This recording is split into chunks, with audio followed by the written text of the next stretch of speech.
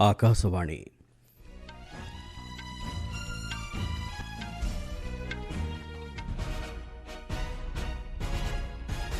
संवाद पढ़ुछंती चंदन घोष। मुख्य संवाद संस्कृत विद्वान जगद्गुरु रंभाद्राचार्य को 2023 लगे ज्ञानपीठ पुरस्कार प्रदान कले राष्ट्रपति। पाकिस्तान को वर्तमान समय आर्थिक सहायता कौन से सन्त्रासवाद कार्य लगी पांठि जोगाण ठारू कम नुहे कहिले प्रतिरक्षा मंत्री। भारतीय वैदेशिक वाणिज्य प्रतिष्ठान आईआईएफटी प्रथम प्रवासी कैंपस हेब दुबई रे। रूस और यूक्रेन मध्य एक प्रतिनिधि स्तरीय आलोचना अब्याहत रही तुर्कीर इस्तानबुल रे। एवं आईपीएल क्रिकेटर चलित संस्करणर परवर्ती मैच गुड़िक आरंभ हेब आसंता काली ठारू। राष्ट्रपति द्रौपदी मुर्मू संस्कृत विद्वान जगद्गुरु रंभाद्राचार्य को 2023 वर्ष लगी 58तम ज्ञानपीठ पुरस्कार प्रदान करछन्ति। एथिसहित विशिष्ट उर्दू कवि तथा हिंदी चलचित्रर गीतिकार गुलजार मध्य 2023 वर्ष लगी एही सम्मानजनक पुरस्कार निमंते योग्य विवेचित होइछन्ति।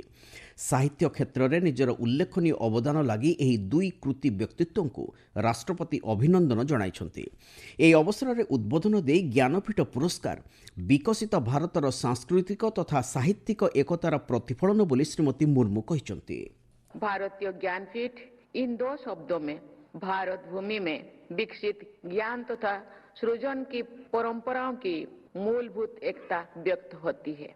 ये एकता पूरी भारत में व्याप्त भावनात्मक, सांस्कृतिक और साहित्यिक एकता की अभिव्यक्ति है। भारत की सभी भाषाओं के साहित्य में भारत की मिट्टी की महक होती है। पाकिस्तान को वर्तमान समय रे आर्थिक सहायता कौनसी सन्त्रासवाद कार्य लगी पांठि जोगाण ठारू कम नुहे बोली प्रतिरक्षा मंत्री राजनाथ सिंह कहिसंति।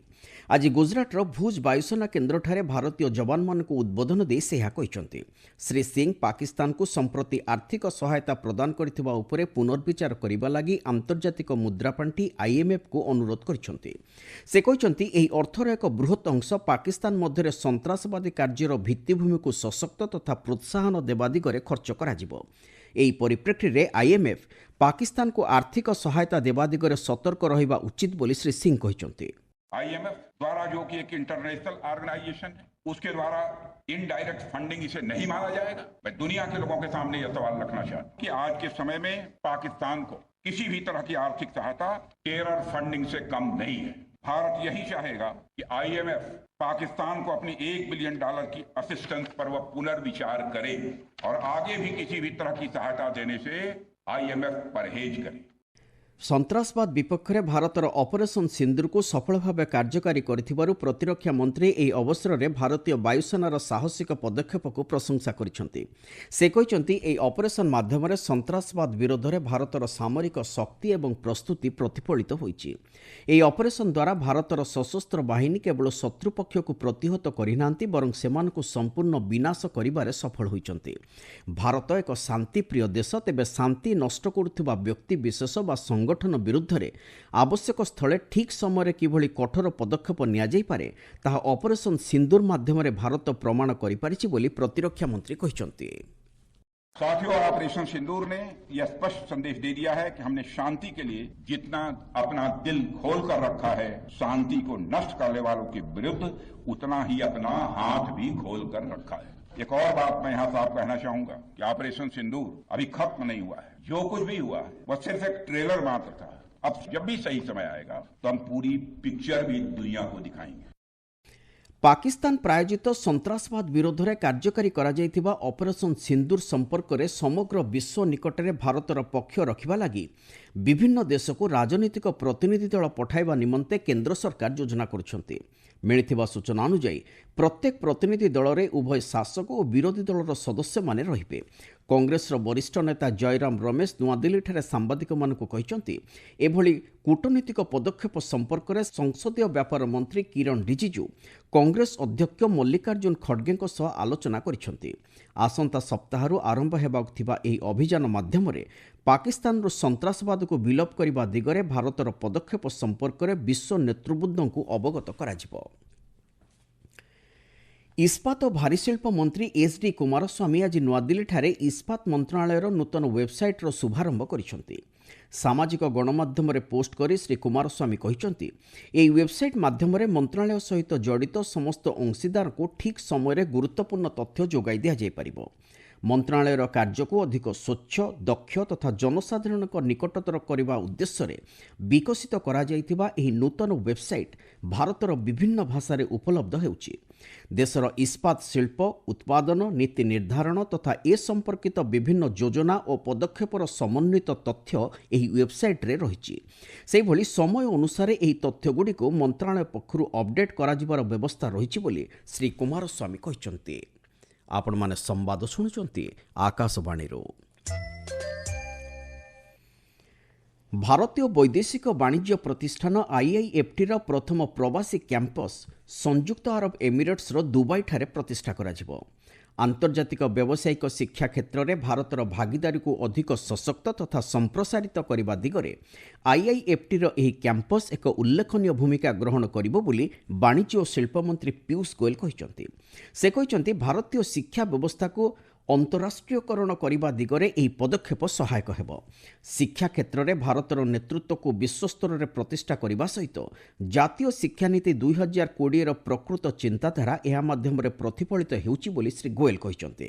ଏତଦ୍ବ୍ୟତୀତ ଭାରତ ସଂଯୁକ୍ତ ଆରବ ଏମିରେଟ୍ସ ଭାଗିଦାରୀ ଏହାଦ୍ୱାରା ଅଧିକ ସୁଦୃଢ଼ ହୋଇପାରିବ। ଭବିଷ୍ୟତରେ ବ୍ୟବସାୟିକ କ୍ଷେତ୍ରରେ ନୂତନ ନେତୃତ୍ୱ ସୃଷ୍ଟି କରିବା ଦିଗରେ IIFTର ଏହି ନୂତନ କ୍ୟାମ୍ପସ୍ ଏକ ଗୁରୁତ୍ୱପୂର୍ଣ୍ଣ ଭୂମିକା ଗ୍ରହଣ କରିବ ବୋଲି ଶ୍ରୀ ଗୋୟଲ ଆଶାବ୍ୟକ୍ତ କରିଛନ୍ତି। ନିର୍ବାଚନ ଆୟୋଗ ଡକ୍ଟର ବିବେକ ଯୋଶୀ ଆଜି ପାଟନାଠାରେ ବିହାର ବିଧାନସଭା ନିର୍ବାଚନ ପ୍ରସ୍ତୁତି ସମ୍ପର୍କରେ ଏକ ଉଚ୍ଚସ୍ତରୀୟ ବୈଠକରେ ସମୀକ୍ଷା କରିଛନ୍ତି। 4 ଦିନିଆ ବିହାର ଗସ୍ତରେ ଯାଇ ଡକ୍ଟର ଯୋଶୀ ରାଜ୍ୟର ମୁଖ୍ୟ ନିର୍ବାଚନ ଅଧିକାରୀ ବିନୋଦ ସିଂ ଗୁଞ୍ଜିଆଲ ଓ ଅନ୍ୟାନ୍ୟ ବରିଷ୍ଠ ଅଧିକାରୀଙ୍କ ସହ ଏହି ବୈଠକ କରିଛନ୍ତି। ରାଜ୍ୟ ବିଧାନସଭା ଲାଗି ଆଗାମୀ ନିର୍ବାଚନ ସମ୍ପର୍କରେ ପ୍ରସ୍ତୁତି, ଆଦର୍ଶ ଆଚରଣ ବିଧି ପାଳନ, ସଂଶୋଧିତ ଭୋଟର ତାଲିକା ପ୍ରସ୍ତୁତି ସମେତ ନିର୍ବାଚନରେ ଅଧିକରୁ ଅଧିକ ଭୋଟଦାତା ଯେଭଳି ନିଜର ଗଣତାନ୍ତ୍ରିକ ମତାଧିକାର ସାବ୍ୟସ୍ତ କରିପାରିବେ ସେ ସମ୍ପର୍କରେ ଜନସଚେତନତା ସୃଷ୍ଟି କରିବା ଉପରେ ଏହି ବୈଠକରେ ଆଲୋଚନା କରାଯାଇଛି। ସମଗ୍ର ନିର୍ବାଚନ ପ୍ରକ୍ରିୟାକୁ ସ୍ୱଚ୍ଛ, ନିରପେକ୍ଷ, ଶାନ୍ତିପୂର୍ଣ୍ଣ ଭାବେ ସମ୍ପନ୍ନ କରିବା ସହିତ ସମୟୋଚିତ ପଦକ୍ଷେପ ନେବା ଉପରେ ଡକ୍ଟର ଯୋଶୀ ଗୁରୁତ୍ୱ ଆରୋପ କରିଛନ୍ତି।